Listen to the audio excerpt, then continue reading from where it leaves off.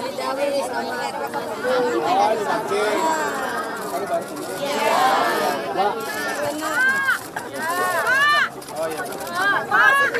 assalamualaikum. Sehat-sehat ya.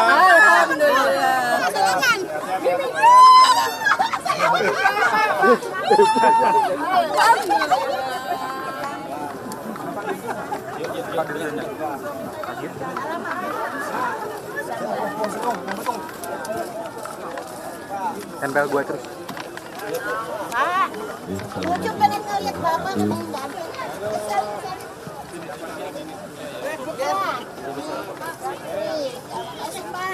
Belajar bener ya. Yang depan dulu, yang depan dulu. Ya, Mas. Maaf, Bang.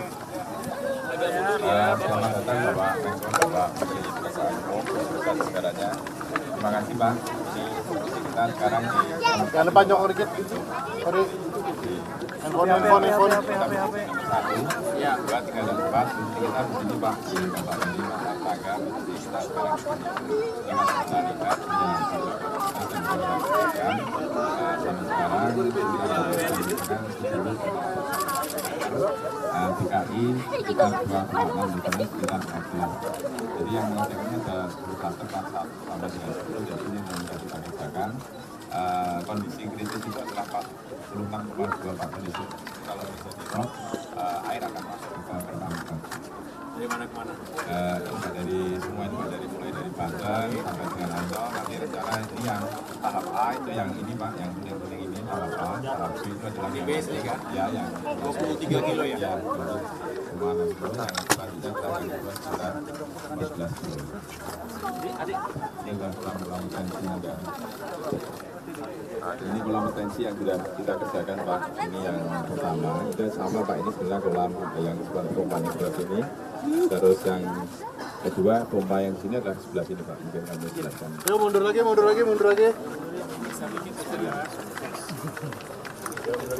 Pak.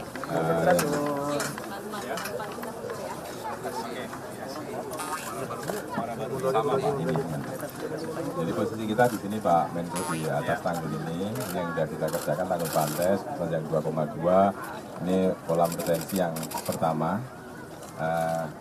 Ada di sebelah ini Pak, sebelah sana. Terus yang ini kolam retensi yang kedua Pak, ini yang ada di sebelah atas ini. Jadi ini yang seperti kemarin Pak folder, jadi air dari sekitar sini akan kita kumpulkan, nanti waktu rob kita keluarkan. Jadi ini fungsinya Pak bisa melindungi sekitar 28.744 kakak Pak.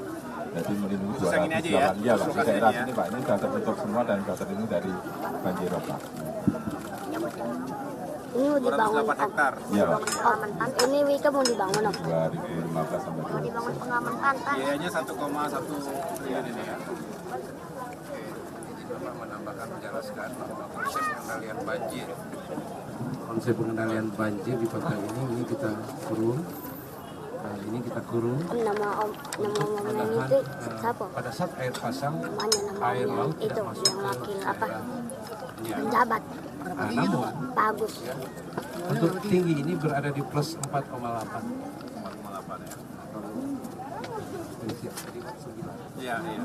Nah, akibat kita tanggul ini, daerah ini kan airnya tidak bisa keluar. Iya. Sehingga kami membangun polder untuk kami mengarahkan semua air yang ada di sini masuk ke sini. Elevasi ini kita kontrol dengan pompa. Supaya elevasi ini walaupun air di sini tinggi, ini elevasi selalu berada di bawah drainase. Sehingga pada saat musim hujan dan musim reprot, air ini bisa mengalir sehingga daerah ini kering. Jadi konsepnya seperti itu. Selain itu kita ada fasilitas untuk akses nelayan.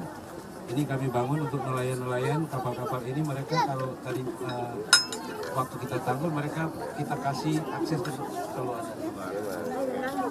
kita ada akses ini bisa kita lihat. Kira-kira di sini? Ada berapa kapal nelayan? Ini daerah nelayan. Jadi kita bisa lihat situ ya? Bisa Pak?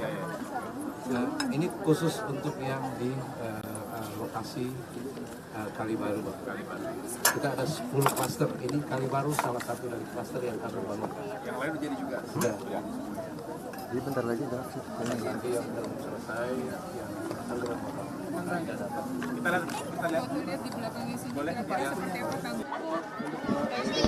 Boleh maju nggak apa-apa.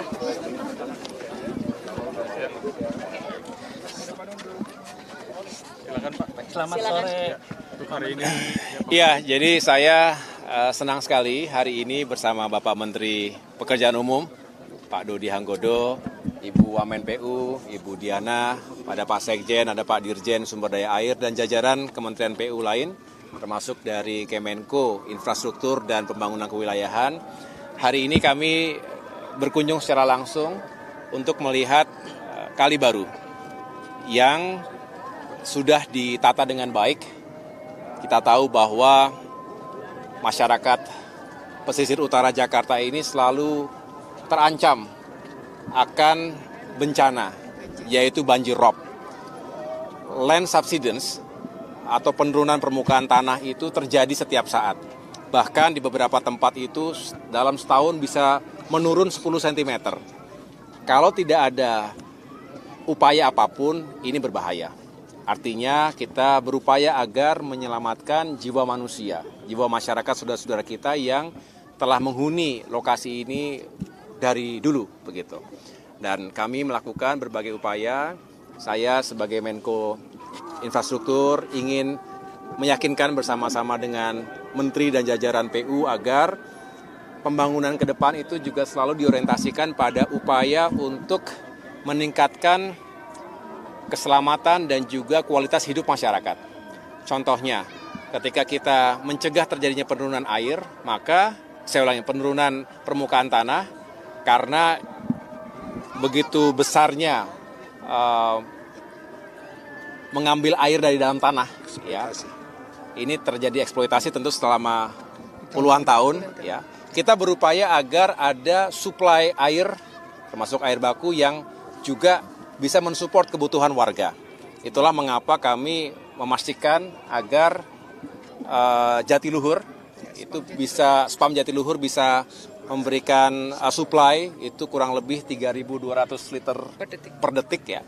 Dan kami juga berupaya agar Krian dari Banten, Karian itu bisa juga segera berproduksi ataupun operasional sehingga juga bisa menambah lagi suplainya. Termasuk apa? Air bersih. Ya, suplai air bersih sehingga sekali lagi masyarakat bisa lebih mengurangi pengambilan air dalam tanah.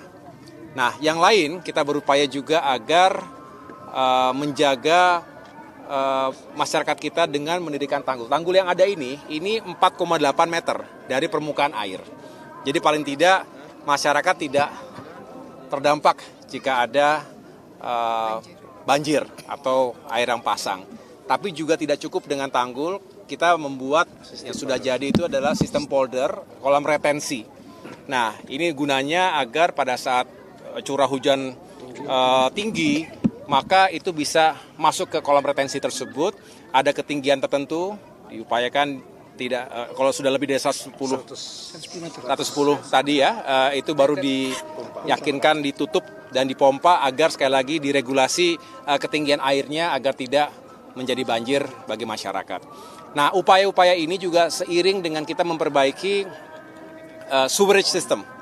Ini juga penting, kita tidak berharap masyarakat itu juga terganggu dengan sampah dan juga limbah. Jadi sanitasi harus diperbaiki setiap saat.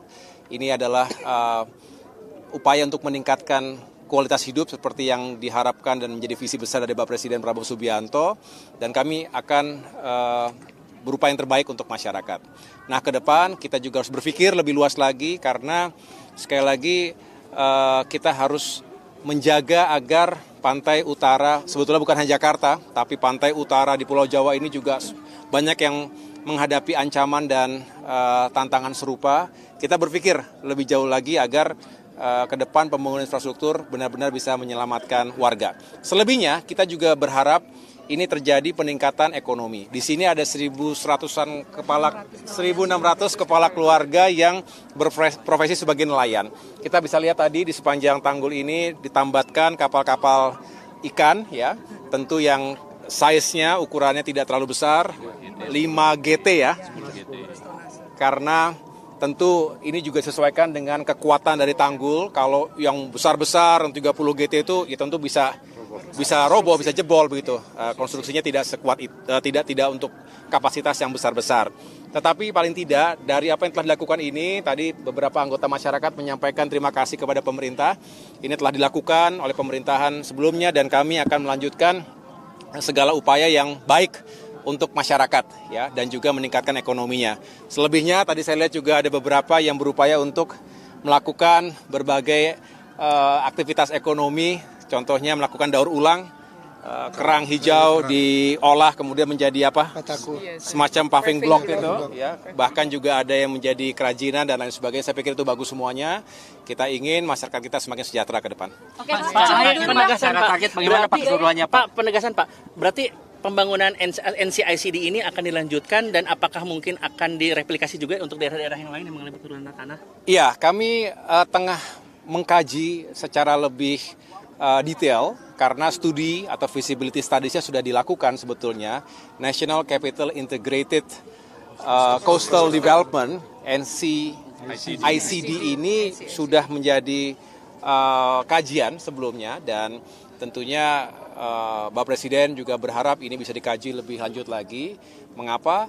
Karena itu tadi kita hanya bisa mencegah jangan sampai meningkatnya permukaan air ataupun menurunnya permukaan tanah tadi berdampak langsung. Nah, ini kan terus berjalan. Itu diprediksi tanggul ini 4,8 meter ini bisa sampai dengan 2033.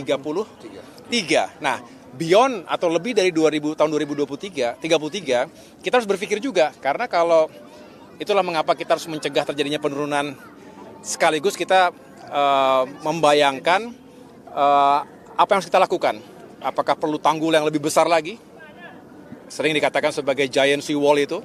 Seberapa tingginya? Nah, ini kita akan pelajari lebih dalam lagi. Pada saatnya akan saya sampaikan secara utuh kepada publik hasil kajian tersebut. Yang jelas tujuan utamanya sekali lagi adalah menyelamatkan masyarakat kita dari bahaya banjir dalam jangka pendek, menengah maupun panjang.